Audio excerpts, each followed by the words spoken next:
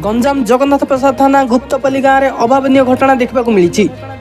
युवक को ठेंगारे पिटी पिटी निर्मम भाव हत्या कर जहाँ सूचना आसी पहुंची।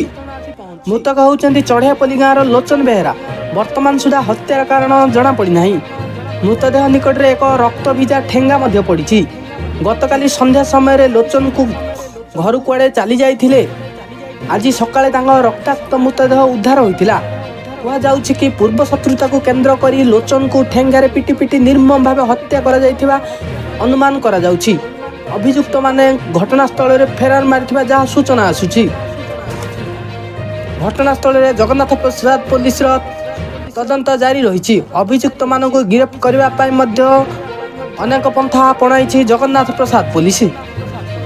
वर्तमान सुनील अच्छी कौन कहे सुनील, वर्तमान जो गुप्तपल्ली ग्राम हत्याकांड घटी घटनार विषय कौन रही कहे किपरि है हत्या, कौन पूर्व शत्रुता रही कि?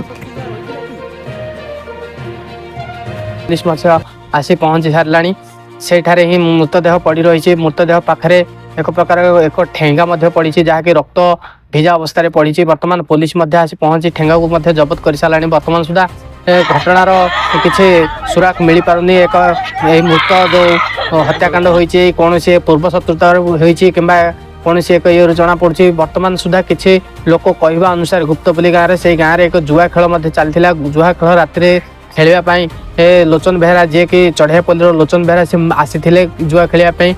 हे तो लोचन किसी अर्थ जीति था जहाद्वारा कि एक पाखर पारिपार्श्विक दृष्टि जना जाऊँगी सेठाकार युवक मैंने वर्तमान सुधा माने खेल बचसा होता है। किसी बचसा होता है ताको लोचन को से संघबद्ध भाव आक्रमण करती जहाँ सूचना आसी पहुंचे। वर्तमान सुधा मृतंगर स्पष्ट मृतक स्पष्ट हो रही। मृत घटना वर्तमान सुधा जना पड़